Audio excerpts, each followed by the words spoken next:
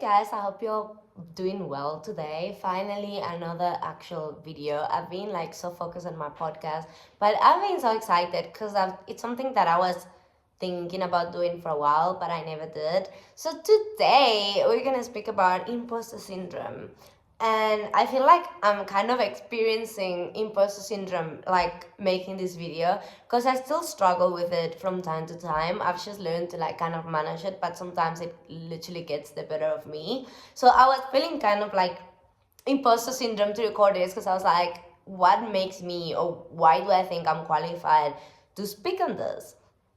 But I think I can, because I experience it and I'm in a constant uh, battle with it. So I think that alone makes me qualified, and this video can be useful for a lot of you. So like my intrusive thoughts are not going to stop me. First of all, in case you don't know, what is imposter syndrome? Imposter syndrome is basically feeling like you don't deserve your accomplishments, is to accomplish something or like have something really good happen to you and just think, I'm undeserving, someone else deserves it better, it's pure luck, I'm not qualified enough. For example, if you get a high position at a job, or if you, let's say, win first place in like a top 10 at school or at a university, and you're like, or your project gets voted like the best project in a certain module, and you're just sitting there like, I don't deserve it, this is a mistake.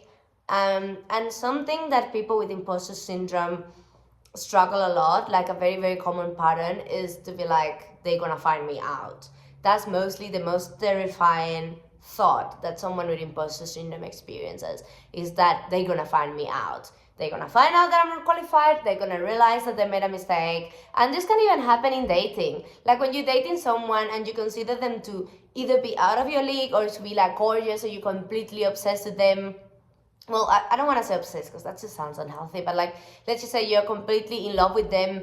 And obviously when you're in love with someone, you think they're the best thing in the world, and you have this thought at the back of your mind that like, they're gonna find me out. He's gonna wake up one day and he's gonna realize I'm not all that, and he's gonna dump me and I'm not enough. So that's pretty much what imposter syndrome is. It's pretty much feeling like an imposter, feeling like you're not deserving of the things in your life.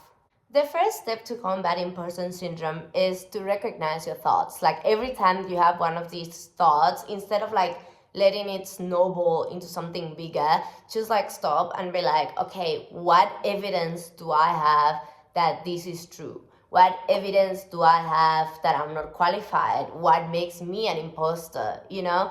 And you have to sit and really think about it. Just don't let your mind go and run with the first excuse and the first thing, because obviously if you think you're an imposter, your mind is going to give you reasons to think that you are an imposter. And this is about reversing that. This is about finding reasons why you are qualified. The second step is evidence, and this is going to help build step one, because when you're doing step two, it's like you have a journal every day and you write there all your wins. As humans, we tend to underestimate our wins a lot, and our failures in comparison look way, way bigger. So basically you're gonna have a journal, or even in the notes app of your phone, it doesn't have to be fancy. You're gonna write down every single win every day. Let's put the example of a project. Like your project gets voted the best project out of a class with like 300 people at university in a certain module. How many hours did I put in this project? Like every day you're gonna write, I did this and this and this for the project, I did this and that, whatever. And that's pretty much gonna be the evidence to suggest that what you are doing is not luck. For example, if you get hired as a makeup artist in the best company in the world or something like that, or like a very, very, very important company, you're gonna write, okay, since I was 7, I did this and this and this, I put this much effort. But the trick is, you don't necessarily have to wait until you get the position to start that, like, I guess, evidence portfolio or evidence notebook. You can do it from now. Let's say 27th of August. Today I did this and this. Today I did this and this. And write down like a diary, but it's going to be a diary of your wins. So then when you achieve something, you can go back and see, hey, it's not that bad. And it links with step one, because step one is pretty much thinking of the evidence of why you are fraud, and like realize that there isn't any, and think of the evidence of why you're not a fraud, but you do that in the moment. And this diary of wins, hopefully I'm explaining myself clearly, this diary of wins is gonna be something that you're gonna do every day. So then when you have a win, you're already gonna have it there. You're not gonna have to think and reflect. You're already gonna have evidence there, like a diary, like a journal of the little wins that you did every day. Because sometimes they're little and sometimes you don't recognize them. But those little wins compound over time. Those little wins like transform in a bigger win that may seem like a very nice success and may seem like it came out of nowhere, but it really didn't. Step number 3 is to talk about it. You can talk about it with a friend, with your mother, if you have a relationship with her. Like, for example, me, I'm very close to my mom. I tell her all my life crises. And you just talk about it. More often than not, you're gonna realize that you're not the only one, and that a lot of people do experience it. So talking about it, and also this is another journaling exercise, but it's like not like the previous one. The previous one is solely for your wins, but in a separate journal, in a separate exercise, you are going to write what you think out. More often than not, our thoughts are way scarier on our minds, and they can snowball quicker and get out of control. But when you journal them out, you're putting it from your brain into the paper, and you're gonna realize sometimes, because it has happened to me, like, I'm being stupid. What the hell? I do deserve this.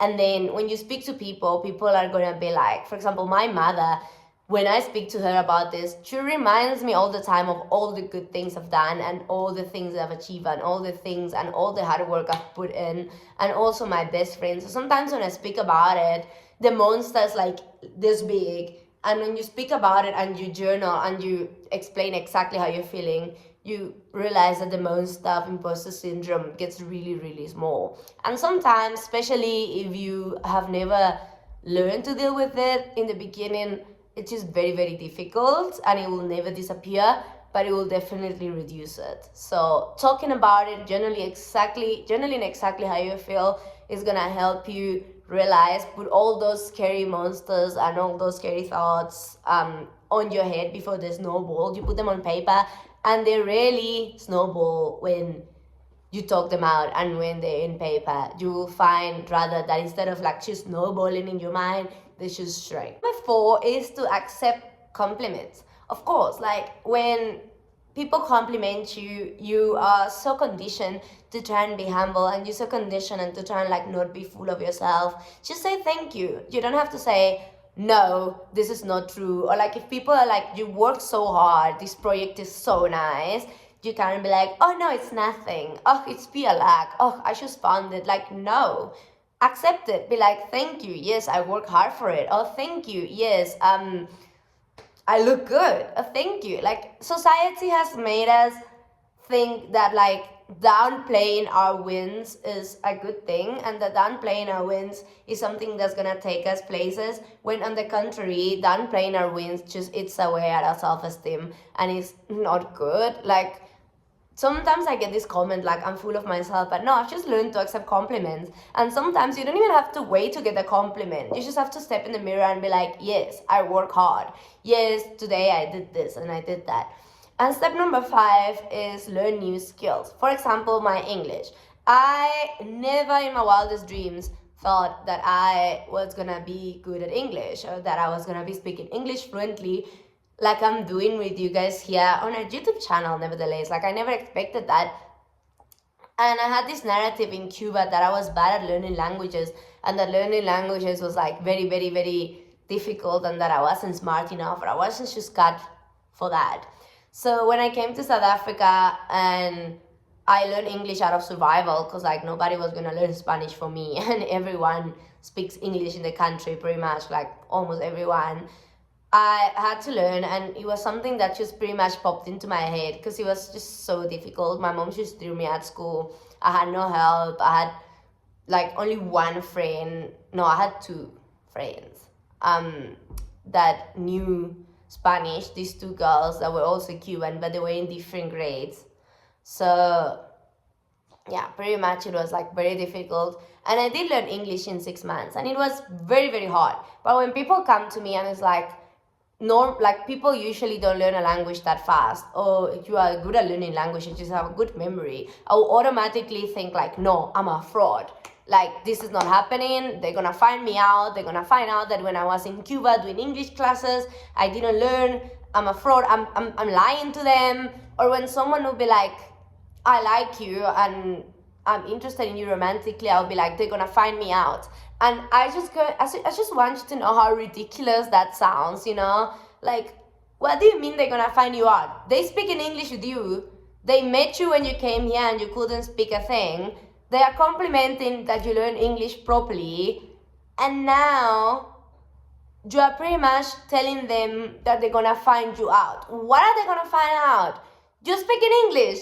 You get what I'm saying? Like, it just sounds so ridiculous. It makes no sense. But in my last point, it's pretty much learning new skills. Because when I learned English and I got over my imposter syndrome there, I was like, maybe I'm good at learning languages. Maybe if I put enough effort, I can do this and this thing. And that led me to start learning German and Italian. And German has been difficult. Again, I failed the first time.